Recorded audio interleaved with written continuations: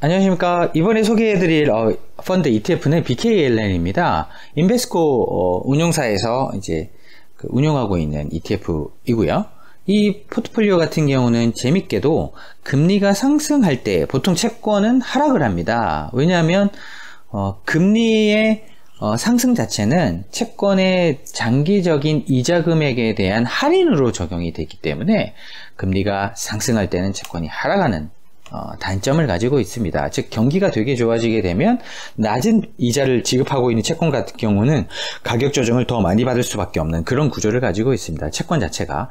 하지만 금리 상승할 때 오히려 이 채권 가격의 금리 하락에 대한 금리 상승에 대한 채권 가격 하락에 대한 리스크를 위험 자체를 줄여주거나 오히려 금리가 상승할 때도 채권 가격이 같이 증가할 수 있는 그런 장치가 마련되는 채권들이 시니어론이라고 부르고 있습니다. 시니어론이라는 것은 주니어론에 비해서 시니어론이 존재하고 있는데 선이자 지급을 한다. 즉 금리가 올라갈 때도 그 부분을 조정을 해서 미리 이자 비용을 더 지급할 수 있다라는 이제 개념으로 간단하게 이해하시면 될 것 같고요.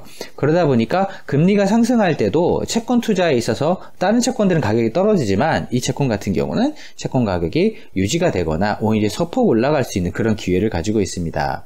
그러다 보니 이런 시니어로는 아무래도 조금 재무 상태가 되게 좋은 기업들은 사실 발행하지는 않고요. 재무 상태가 조금 상대적으로 좀 부정적으로 좀 변하고 있거나 아니면 시장에서 시니어론보다는 다른 쪽보다 유리한 조건으로 발행할 수 있는 채권이 없기 때문에 어쩔 수 없이 시니어론을 발행하거나 아니면 특정 자산을 기준으로 회사가 보유하고 있는 특정 자산을 기준으로 구조화해서 발행하는 경우가 많습니다. 그러다 보니 신용 등급이 트리플 B가 투자 등급 회사채인데요.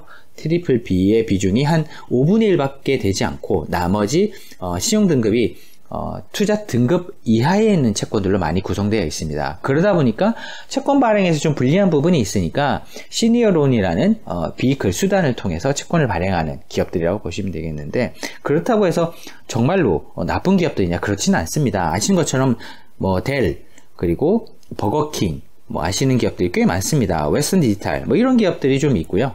그러다 보니까 이런 시니어론 자체가 배당 수익도 상대적으로 좀 높은 편이고요.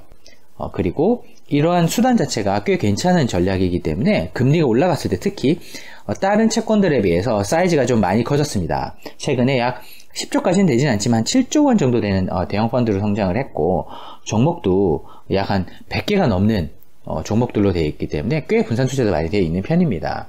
하지만 약간의 이제 불편한 부분은 0.65%에 해당되는 운용 보수를 징수하고 있기 때문에 비용은 조금 더 높은 편이다. 하지만 금리나 전략의 어떤 특수성을 감안했을 때는 그래도 괜찮은 채권 투자 수단이 될 수 있다라고 볼 수 있을 것 같습니다.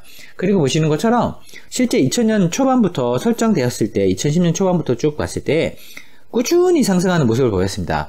이유는 되게 간단합니다. 금리가 떨어지든 올라가든 간에 채권의 어떤 가격에 스윙이 될 수 있는 금리 인상이나 인하에 대해서 약간 조금 한 발짝 떨어져서 이자를 배당을 지급하고 있기 때문에 아무래도 금리 상승기에도 채권 가격의 상승을 나타낼 수 있는 그런 장점 때문에 최근에 금리가 상승일 때도 오히려 채권 가격은 상승하는 그런 모습을 보이고 있습니다.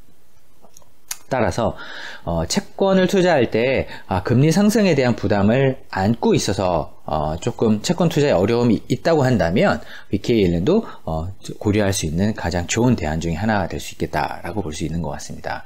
또 이러한 전략과 약간 신용 등급에 따른 조정에 따른 또 전략들이 또 다수 존재하고 있는데요. 저희가 그런 펀드들을 또 찾아서 업데이트해서 저희가 영상을 공유 드리도록 하겠습니다.